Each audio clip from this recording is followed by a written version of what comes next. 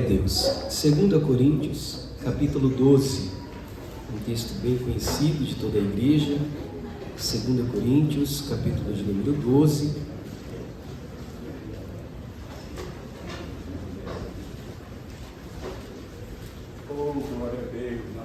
Enquanto os irmãos procuram, eu quero, com muita sinceridade no meu coração, expressar a minha alegria pelo privilégio e oportunidade de estar aqui esta noite com os irmãos. A congregação do Jardim Esmeraldina, sem dúvidas, vai estar sempre no meu coração, e algo que eu faço questão de dizer a todos os irmãos aqui presentes é que em qualquer lugar que Deus me permita chegar, saiba que todos os irmãos, todos vocês, têm contribuição nisso. E sem dúvidas é um lugar onde marcou o meu coração, e quando eu paro para refletir, eu sou muito grato a Deus. Principalmente quando eu tenho a oportunidade de revê-los e vejo a alegria dos irmãos, sempre quando Deus nos permite dar um passo a mais na obra e naquilo que Ele tem nos chamado para fazer. Fica aqui registrado a minha alegria, a minha gratidão por todos os irmãos. Não posso deixar de agradecer ao pastor Jardim, que é uma bênção, um amigo, um homem de Deus, e que sem dúvidas tem muita contribuição também em tudo que Deus está realizando e permitindo a gente viver por misericórdia e por bondade. É uma alegria, literalmente, estar aqui juntamente com cada um de vocês. Amém? Deus abençoe, viu? 2 Coríntios, capítulo 12. Quem encontrou, diga amém. Amém. O texto diz assim, o versículo de número 1 ao 9. Em verdade que convém gloriar-me, mas passarei visões e revelações do Senhor. Conheço um homem em Cristo que há 14 anos, se no corpo, se fora do corpo, não sei, Deus o sabe, foi arrebatado ao terceiro céu. Eu sei que tal homem, se no corpo, se fora do corpo, não sei, Deus o sabe, foi arrebatado ao paraíso. E ouviu palavras inefáveis, de que ao homem não é lícito falar. De um assim me gloriarei eu, mas de mim mesmo não me gloriarei, senão nas minhas fraquezas. Porque se quiser gloriar-me, não serei nécio, porque direi a verdade. Mas deixo isto, para que ninguém cuide de mim, mais do que em mim vê ou em mim ouve. E para que não me exaltasse pelas excelências das revelações, foi-me dado um espinho na carne, a saber, um mensageiro de Satanás, para me esbofetear, a fim de que não me exaltasse, acerca do qual 3 vezes orei ao Senhor, para que se desviasse de mim. Versículo de número 9. E disse-me: a minha graça te basta, porque o meu poder se aperfeiçoa na fraqueza. Podemos assentar? Amém. Glória a Jesus. Aleluia. Com alegria. Eu sei que este texto é bem conhecido em nosso meio, e eu glorifico a Deus por isso, porque de fato é uma mensagem que nos traz uma inspiração da parte de Deus. É verdade que a região que estava recebendo esta mensagem tem tudo a ver com o contexto e o porquê que Paulo se direciona da maneira como ele se apresenta. A igreja de Corinto, ou melhor, a cidade de Corinto, uma cidade muito rica, privilegiada, comercial, e uma cidade que tinha consigo também um orgulho pelo fato de que pertencia ao povo grego. Então permeava muitos intelectuais no meio deles. Eles gostavam de pensar, eles gostavam de se orgulhar por terem consigo uma mente que não se limitava ao ambiente físico, mas a filosofia, podemos dizer que o berço dela está no meio dos gregos. Então era um orgulho, mas apesar de ser uma cidade rica, sem dúvidas, com muitas oportunidades. Imagina uma grande São Paulo. Mas, apesar de tudo isso, esta cidade não conhecia o Jesus que a igreja serve. Porém, o nosso Deus é bondoso, é misericordioso e age, como foi falado aqui, de forma muito maravilhosa. Ele tem os seus caminhos e os seus meios de agir, que às vezes nós não entendemos. E talvez, até como foi apresentado no vídeo de hoje, a mãe e o pai se preocupando, como que vai ser? Cristo tem os seus meios, as suas formas de agir, para que a obra dele vá avante. Como ele tem levantado missionários. É interessante que o Bruno trouxe aqui, de forma introdutória, exatamente um pouco da vida deste personagem chamado Paulo. Um homem que Deus o escolheu. E que na sua ainda ignorância achava que tinha toda a razão do mundo. E no seu orgulho se sobressaía no meio dos demais. Até que em Atos capítulo 9 ele teve um encontro com o nosso Senhor Jesus. E aí sim, o orgulho foi abatido, a soberba, a arrogância cai por terra. E o homem que se achava dono do saber, dono do conhecimento, agora como uma criança, se prostra aos pés de Cristo, para aprender dele o que de fato os céus têm a nos ensinar. Este homem que teve a sua vida transformada e marcada, é muito semelhante à nossa vida, porque sabemos que a graça se apresentou a nós, e talvez em um dia que nós nem esperávamos. Para a minha vida, foi através de um convite de um adolescente, o qual persistiu muito, e eu tentei até resistir, mas fui semelhante à atitude do pastor. Para poder de alguma forma amenizar aquele convite, eu disse ao meu amigo João Érico, eu vou contigo para a igreja. Quando cheguei lá e me deparei e descobri que o Deus que eu pensava conhecer, que era o Deus que criou todas as coisas, mas na minha mente não se relacionava com o homem. Na verdade, dentro daquela igreja, eu descobri que Deus não simplesmente criou a humanidade e virou as costas, mas Ele sempre teve o desejo de se relacionar conosco. E aí eu descobri que Jesus fala no meio da igreja, através da igreja. Aquilo impactou a minha alma, mexeu com o meu ser, e pela primeira vez na vida, ainda adolescente, eu disse dentro de mim, eu encontrei a minha família. Porque de alguma forma, eu ainda não tinha esse conhecimento, mas ali dentro parecia que eu tinha vivido como um órfão. E de repente encontrei o lugar onde eu deveria permanecer. É claro que isso é uma ação do Espírito Santo, uma ação de Deus na vida do homem, na vida do pecador. Mas este homem teve o seu processo, e apesar de ter uma chamada, precisou esperar longos anos para conhecer de fato e de forma madura aquilo que Cristo tinha para a vida dele. Os anos se passaram, em Atos capítulo 13, ele vai para a primeira viagem missionária, o Senhor o chama, usa tremendamente, mas a igreja de Corinto vai surgir na segunda viagem missionária de Paulo, aonde o Espírito de Deus é quem conduziu Paulo.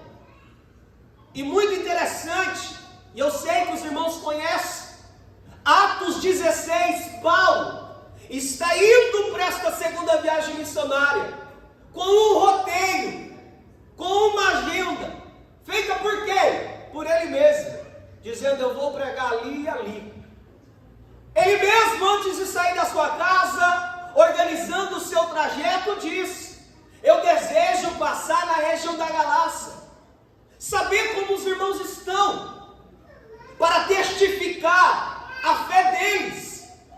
E como um bom obreiro, e assim também foi falado aqui hoje, que faz discípulos e não somente ganha almas, Paulo estava preocupado como a igreja estava. Porém, quando ele desejava ir, Cristo falou para ele, não é para lá que você vai. Jesus disse: ei, o roteiro que você fez, Paulo, desfaz, porque este é o teu roteiro, mas não é o meu roteiro. Esta é as suas escolhas, mas não é a minha escolha. Então Paulo espera. O texto diz que ele até tentou ir para a Bitínia. Jesus disse: não vai. Ele queria pregar. Jesus disse: não é tempo. Então ele desce para Troade. E a Bíblia diz que de noite ele teve uma visão. E aí sim, Deus mostrou para ele quem cuida da agenda do homem de Deus. E numa visão, um homem se apresenta e diz: ei, Paulo, atravessa a Macedônia e nos ajuda. Precisamos de alguém aqui, trabalhando, servindo. Ele se levanta na madrugada, desperta os seus companheiros e agora ele entende o porquê que Deus disse não para ele lá atrás. O porquê que às vezes ele quis resolver as coisas com a própria mão e Jesus falou: não é tempo.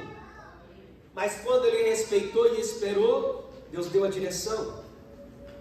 E de fato, a segunda viagem missionária vai iniciar na cidade de Filipos. Deus os abençoa, a obra cresce.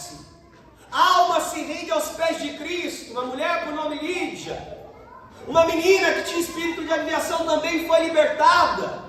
É ali que Paulo, juntamente com Silas, é perseguido, é açoitado em praça pública, mas também nos dá uma aula de ser crente. Porque próximo da meia-noite o texto diz que ao invés de murmurar, eles adoram, eles glorificam.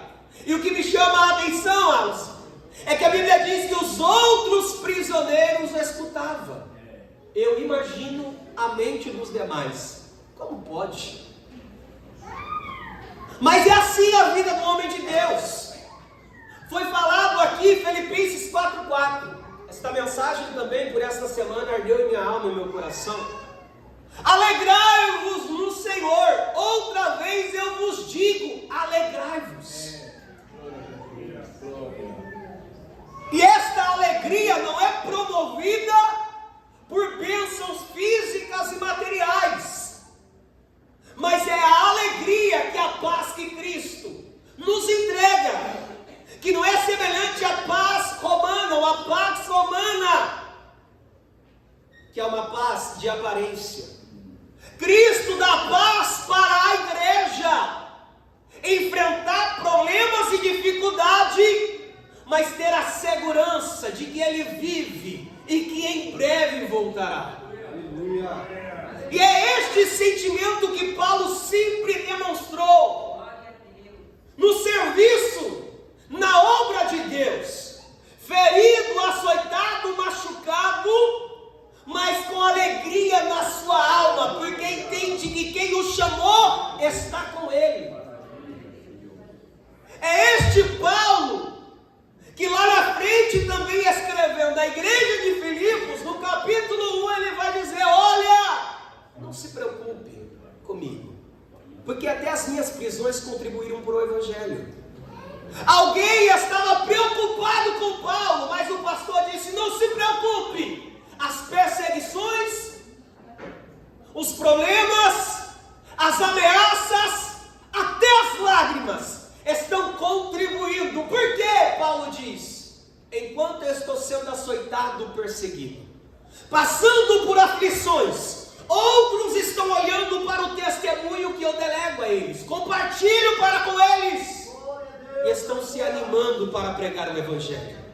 É Paulo dizendo: quando o crente genuinamente convertido está passando por prova, ele consegue transmitir a essência que o Evangelho exige da igreja. É aquele crente que está sendo ferido, que está sendo machucado, que a alma às vezes está entristecida, mas o Espírito Santo está junto dele e ele consegue dar bom testemunho. A casa me permita de cabeça pro ar, mas está no culto, está nas orações e está adorando a Jesus. É assim também que a igreja de Filipos nasce, com o seu pastor passando por muita perseguição. Paulo sai dali, vai para Tessalônica, prega por 3 sábados, Deus os abençoou poderosamente, mas ele também precisa fugir. Ele vai para Bereia. Os judeus que estavam em Bereia não o rejeitaram, mas analisavam a mensagem e via Cristo na vida de Paulo. Testificavam que aquilo tinha algo sólido. Não era alguém que simplesmente se levantou de manhã e disse: eu vou pregar um Cristo que morreu e ressuscitou. A Bíblia diz que depois de sair de Bereia, Paulo vai para Atenas. Quando ele chega em Atenas, ele se depara com um ambiente completamente pagão. O Espírito de Deus move ele para que ele pregasse com ousadia ali dentro, e com base no altar que era escrito ao Deus desconhecido. E de fato ele pregou com muita ousadia. Timóteo havia se afastado dele naquele momento, porque Paulo queria saber como que a igreja de Tessalônica estava. É neste momento que Paulo está saindo de Atenas e indo para Corinto, que Timóteo vai se encontrar com ele, e Silas juntamente traz as informações como a igreja de Tessalônica está. Em Atos capítulo 18, Paulo está em Corinto. Não estava na sua agenda quando ele saiu de casa para ir para a segunda viagem missionária, mas o Espírito de Deus foi o conduzindo e o levou até Corinto. Quando ele chega lá, Cristo diz a ele: não temas, mas pregue a palavra.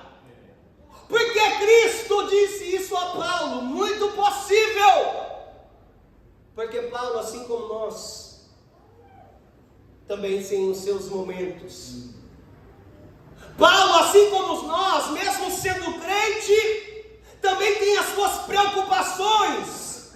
E um homem que havia sido perseguido de cidade em cidade, ameaçado, espancado, agora chega em uma grande cidade, e pode ser que o medo tentou tomar conta do coração de Paulo, mas o Espírito de Deus disse a ele: não se preocupe, porque eu vou te usar aqui neste lugar. Ninguém colocará a mão sobre ti. Paulo prega por 1 ano e 6 meses. O evangelho vai se expandindo na cidade de Corinto. O poder de Deus vai se manifestando na cidade de Corinto.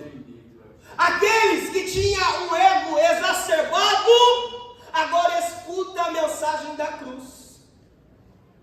E a mensagem da cruz aponta para o Deus que se fez homem e foi morto como o mais vil pecador. A mensagem da cruz contrapõe a estrutura que eles carregaram desde a infância. É por isso que Paulo, quando escreve a primeira carta aos Coríntios, ele diz: ei, nós pregamos a Cristo e este crucificado, que o que? É loucura para os gregos. Por isso que Paulo, quando chega com esta mensagem, os gregos estão preocupados e dizendo: que Deus é esse que morre? Que Deus é esse que se sujeita a viver uma vida de servo? Isso não faz sentido algum. Que Deus é esse que se despiu da sua glória, assumiu a forma de servo e se entregou à morte, e o pior, a morte de cruz, que é um escândalo, é loucura, não faz sentido. É por isso que os gregos não estão conseguindo entender como esta mensagem pode ser verdadeira. Eu cresci aprendendo que ser forte é derrubar todas as muralhas, é vencer todos os confrontos. E agora você vem aqui, Paulo, apresentar a nós um Deus que morre, um Deus que se entrega, um Deus que serve. Esta é a mensagem que Paulo pregou em Corinto. Esta é a mensagem que Paulo pregou aos Tessalonicenses. Porque ele mesmo, registrando a carta aos Tessalonicenses, vai dizer: não preguei palavras que conforte, muito pelo contrário. A mensagem foi dura, foi difícil, mas vocês aceitaram e é por isso que Cristo habita em vós. Eu me deparando também com esta carta por esta semana, o meu coração queimava dentro de mim e eu dizia: meu Deus, é por isso que não podemos mudar a mensagem, é por isso que não precisamos se preocupar se ao término do culto todas as pessoas vão aplaudir. A preocupação que nós temos é: estamos pregando a mensagem de Cristo? Estamos pregando a palavra de Deus? Estamos dizendo que é o evangelho genuíno e verdadeiro? Por quê? Porque se alguém se converte em dias de confete, mais cedo ou mais tarde ele está indo embora. Mas quando alguém escuta, até quando vai viver nesta vida? Mas quando alguém escuta, ei, vai viver como um covarde lá fora. Se a igreja precisa de ti aqui dentro servindo. Quando entendemos que a responsabilidade de conversão é total do Espírito, e a nossa total responsabilidade é pregar a palavra, porque é esta palavra que confronta, e que às vezes você pode tentar ajudar, buscando recursos linguísticos para poder amenizar a pancada que ela dá no coração do pecador. Não se preocupe, porque esta palavra que confronta é a única que pode mudar a vida de alguém. Paulo está escrevendo à igreja de Corinto. Esta carta que nós lemos como a segunda carta, muito possível já era a terceira carta, porque a primeira carta se perdeu no tempo. Mas também não se preocupe não, tentando caçar alguma informação a respeito dela. O que você precisa para ir para o céu está aqui registrado nestes 66 livros que compõem a nossa Bíblia Sagrada. Paulo, no capítulo 12, ele está dizendo aos irmãos que tinha muito poder, que vivia muitas experiências com Deus. Porque o mesmo Paulo vai dizer que na igreja de Corinto não faltava nada, todos os dons, repleto de glória, porém, era um povo que oscilava com muita facilidade, e que o orgulho permeava no coração deles. E aí Paulo, debaixo da autoridade e da graça de Cristo, ele escreve o capítulo 12 dizendo no que a igreja tem que se gloriar. Em outras palavras, Paulo está dizendo: ei, não se glorie porque prega bem, não se glorie porque o melhor carro você tem hoje, não se glorie pelo cargo, pelo ofício, não se glorie pelas redes sociais. Eu vou apresentar a vocês no que de fato nossa igreja estamos alicerçados e podemos nos alegrar. E ele diz: olha, eu vou compartilhar com vocês uma visão. E ele disse: conheço um homem que há 14 anos, ele disse, ele teve uma visão. Se no corpo ou fora do corpo, eu não sei bem dizer para vocês, mas uma coisa eu tenho certeza: ele foi levado ao céu, ao paraíso. E ele disse: o que ele viu, eu não tenho como explicar. Não tem palavras humanas, não tem como expressar o que foi visto lá dentro. Ele disse: de um assim eu me gloriarei.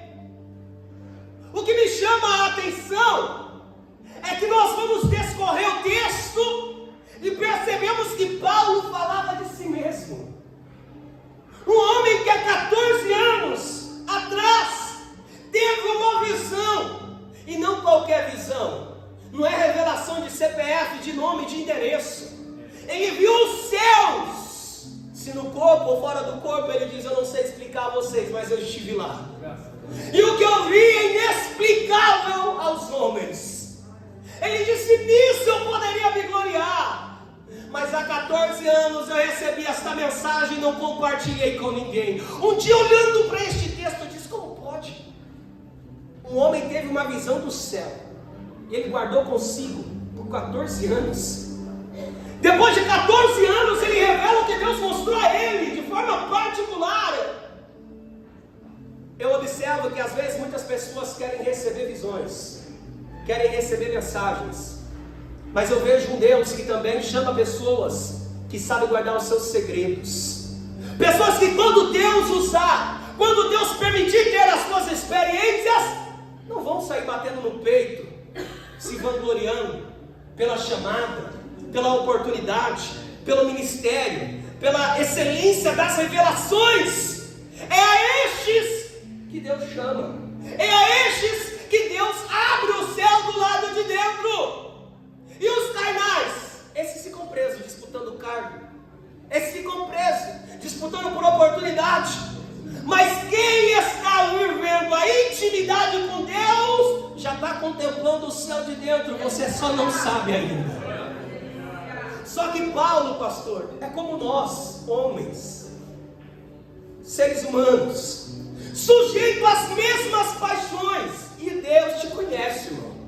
Eu não te conheço, não como talvez aparentemente possa parecer que conheço. Deus te conhece quem você é. Deus conhece os seus limites. Deus conhece até onde pode permitir você chegar. Eu vou explicar. Deus conhece o teu coração. Lembra do Salmo 24, que diz que aquele que subirá no monte do Senhor, que na verdade é uma apontação para o céu, é alguém que é limpo de mão e puro de coração. Por quê? Porque as suas intenções são boas. Ou seja, Deus é o único que conhece o coração do homem. O obreiro pode pregar bem, pode falar bem, ter muitos amigos, ser bem recebido em inúmeros lugares, o pastor amar. Mas pode ser que Deus conheça o coração dele ao ponto de dizer: ei, apartai-vos de mim, eu não vos conheço. Porque Deus é o único que conhece a intenção do homem do lado de dentro. Aí, este Deus que conhece Paulo, este Deus que conhece você, este Deus que me conhece, diz para Paulo: Paulo, não vai ficar só nas revelações, eu vou te colocar um espinho na tua carne. E não sou eu, irmão, é o próprio Paulo que registra: foi-me dado um espinho na carne. E ele diz: a fim de que eu não me gloriasse nas revelações que ele me entregou. O que Paulo está dizendo é: Deus me mostrou os céus abertos.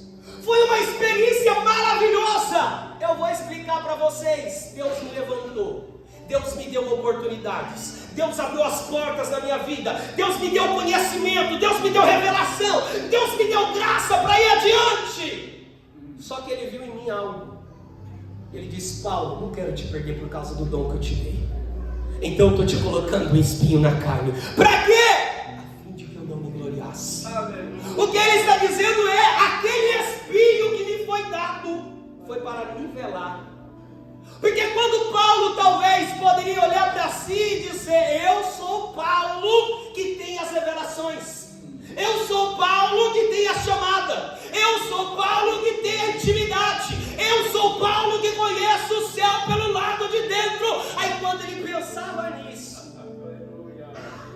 o espinho cutucava ele. Aí ele diz: espera aí, Deus me permitiu ver os céus do lado de dentro. Deus me levantou. Aonde eu passo, Deus cura, Deus opera, são batizados. Ei, peraí, a minha oração, ela é eficaz. Eu já vi que a minha oração é eficaz. Eu e Silas estava só cantando, adorando, e Deus nos libertou de uma prisão. Deus me usou para expulsar demônio de uma jovem. Na minha primeira viagem missionária, as primeiras experiências que eu tive ali, Deus me usou para repreender o ímpio e ele ficou cego. Peraí, a minha oração é forte. O que eu vou fazer? Eu vou orar. E o Deus que me responde, time. Orei, Ele fala. Ele vai tratar essa ferida em mim. Paulo roga a Deus: Senhor, sou eu, Paulo, o teu amigo, que o Senhor me fez uma chamada. Foi o Senhor que me escolheu, me trouxe para cá, me deu oportunidades, levantou meu ministério, me permitiu ir avante. Sou eu, Paulo, que o Senhor me colocou do lado de dentro do céu e vi coisas que outros homens nem conseguem imaginar. E eu não posso nem compartilhar com eles. Vai que me chamam de louco. Sou eu, Paulo, o teu amigo, o teu servo, o obreiro. Estou com o espinho. Eu vou explicar uma luta, uma perseguição, uma aflição. Alguns hereges aí fora vai dizer que era pecado. Irmão, não é pecado não. Deus não deu um pecado para Paulo de estimação. É o meu espinho na carne, é a minha fraqueza. Não tem nada a ver com o pecado. Porque Paulo tinha uma vida de renúncia. E as escrituras deixam claro. O que Paulo está dizendo é um mensageiro de Satanás. Se de forma física, literal ou espiritual, eu não sei. Mas de tempo em tempo ele perturbava a alma de Paulo. E ele dizia: Deus, afasta de mim. Me tira desta situação. Até quando ele vai vir, vai me humilhar e nada vai acontecer? Até quando eu vou pregar e quando chegar em casa o problema está lá? Até quando eu vou ter um final de semana maravilhoso, mas de repente a segunda-feira inicia e o problema está lá me afrontando, debochando da minha cara? Aí Deus diz: Paulo, até que eu volte, Paulo, porque a minha graça te basta. É Deus dizendo: você prega bem, Paulo, você canta bem, Paulo, você ora e Deus age, mas eu preciso dizer para você, eu vou te nivelar para você entender que é igual a todos os homens. Você também tem suas limitações, Paulo, você também tem as suas lágrimas. É Deus colocando tudo no mesmo lugar. E o Paulo que se apresentava no público era o Paulo que no secreto chorava. A afronta havia e ele não conseguia ver aquilo sendo resolvido. Aí você pensa: Paulo aceitou, Deus falou para ele: a minha graça te basta, e ele aceitou. Engano seu, irmãos. Ele disse: olha, eu orei a primeira vez, Deus não tirou. Eu falei: não, peraí, não é normal fazer uma campanha, 3 dias de oração, por 3 vezes roguei ao Senhor. Ele está dizendo: por 3 vezes eu me debrucei, eu clamei, eu gritei e eu pedi: me livra desta situação. É Paulo, o homem de Deus, cheio do Espírito Santo, o homem que vai chegar em Éfeso e colocar as mãos sobre 12 homens, eles serão cheios do Espírito Santo. É o homem que foi usado por Deus para que toda a Ásia conhecesse a mensagem da cruz. Mas este homem orou e Deus disse a ele: não volte não, espinho. A minha graça vai te sustentar neste processo. É a minha graça que te sustenta, é a minha graça que te basta. Por quê?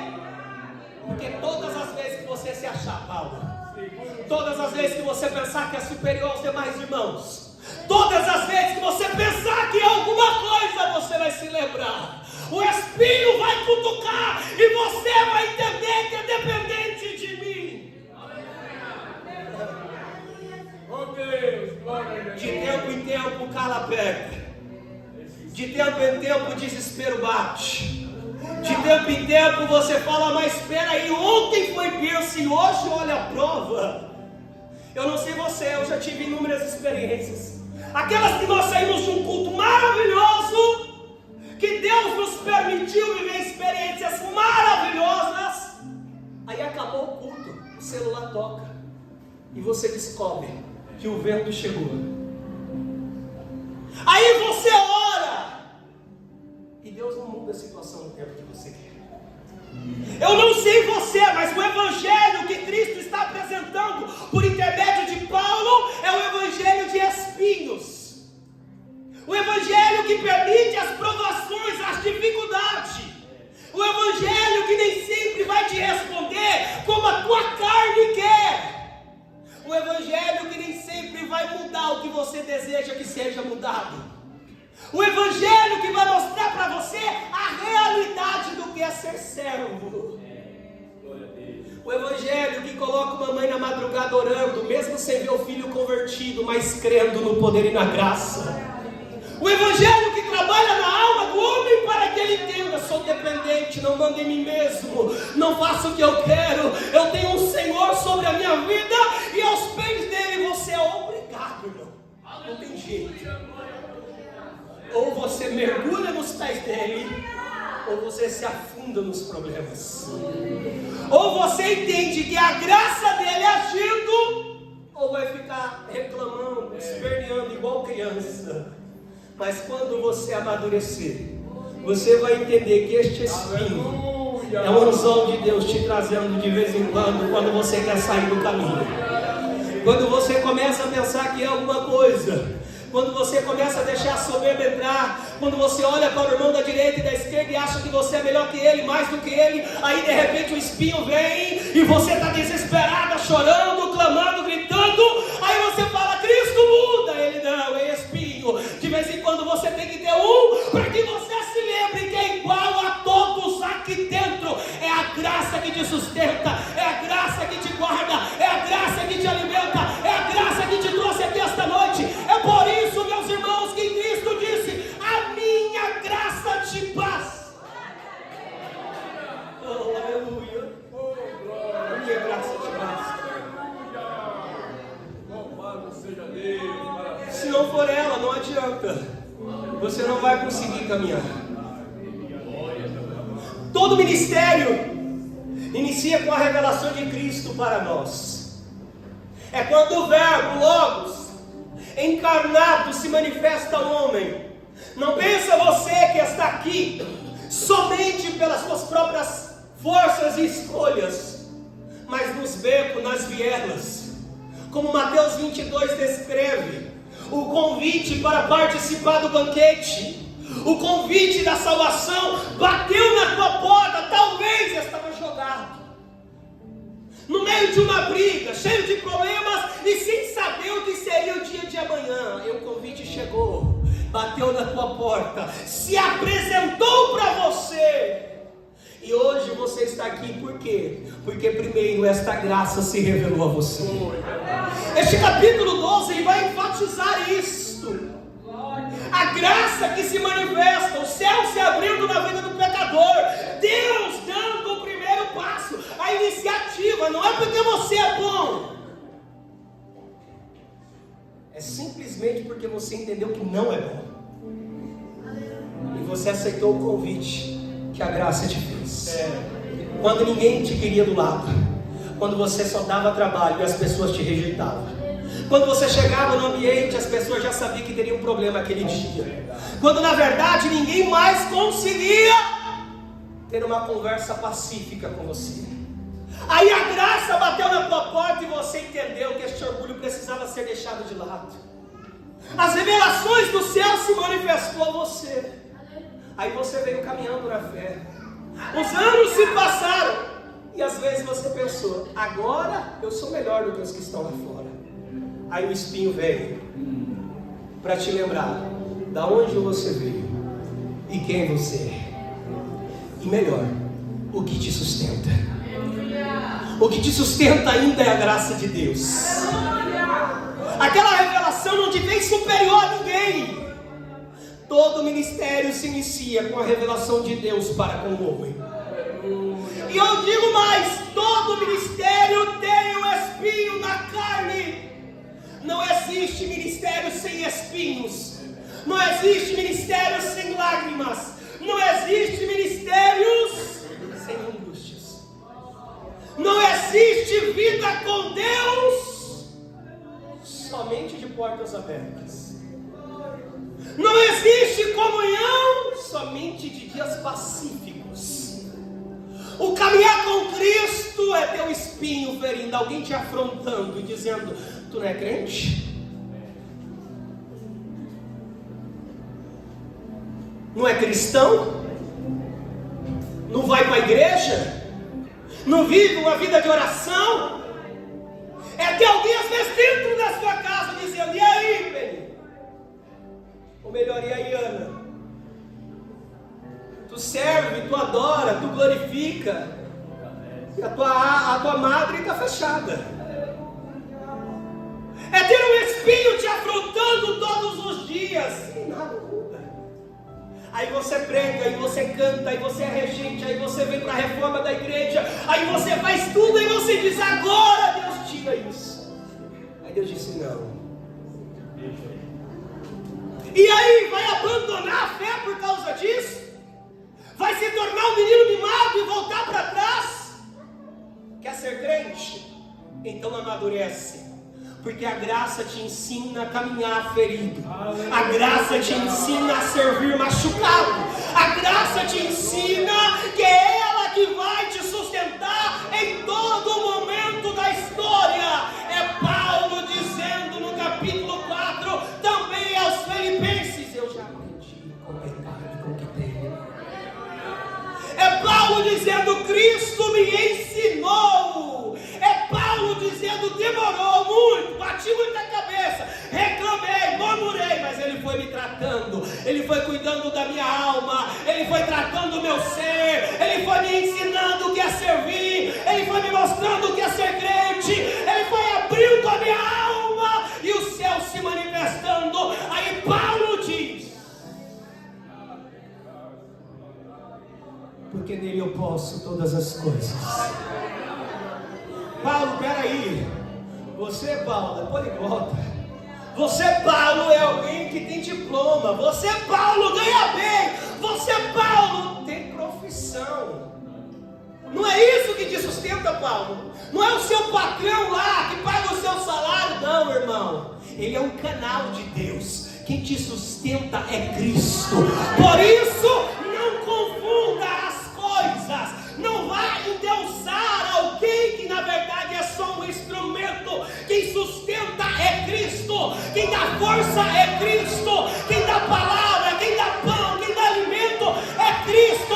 Portas podem se fechar e outras que você deseja pode até não se abrir. A afronta pode até não passar e aquele desaforo pode continuar. Mas de repente, depois daquele desespero, o Espírito Santo vem como águas cristalinas, vem refrigerando a nossa alma.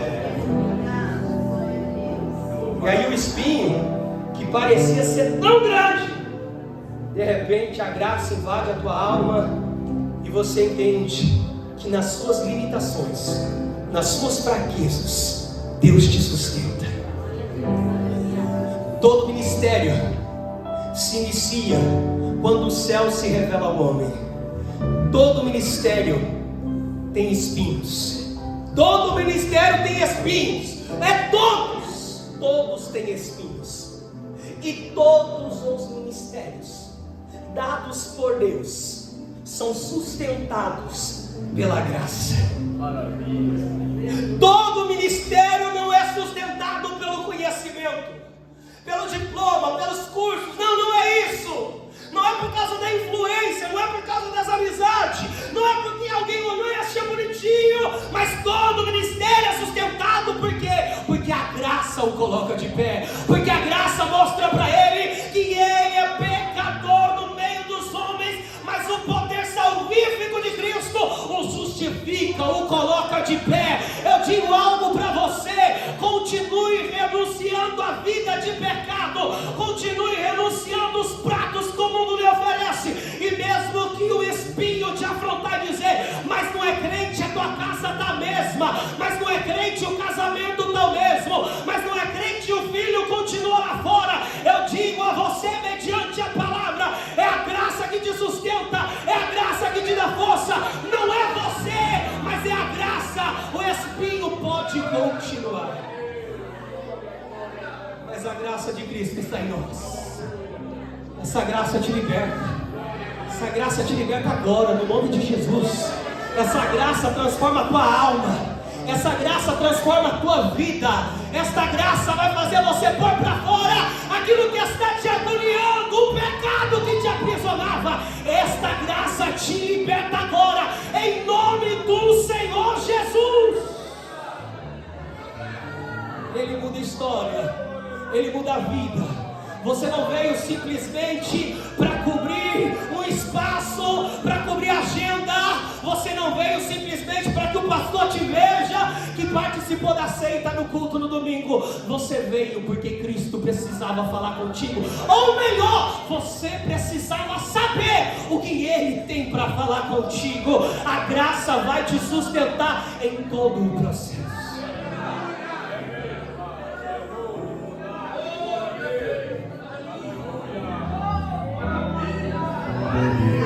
É a graça de Deus, tá, irmãos? É a graça de Deus, não é o pregador, não é o conhecimento, é a graça de Jesus. É a graça de Jesus. Sabe o que é interessante? Quando Deus usou a vida de Pedro e João, alguns olharam para eles e pensaram que eles eram deuses. Mas Pedro não é aquele mesmo Pedro arrogante que se achava superior. Ele é o Pedro que caiu, teve que confessar pecado e entender que é a graça de Deus que sustenta a vida dele. Aí este Pedro que entende que ele é um instrumento, é um canal, ele olhou para eles e disse: por que vocês estão olhando assim para mim? Não fomos nós que curamos este homem, mas foi a graça manifestada no nome de Jesus. Ela me encontrou lá na Galileia, ela encontrou este homem no Templo Formosa, e ela está aqui hoje no Jardim Esmeraldina, salvando, mudando história, transformando destinos, dando a nós o acesso aos céus. Isso é para a glória de Jesus. Se coloque de pé, com a permissão e a orientação do nosso pastor. Aleluia, meu Pai, que maravilha.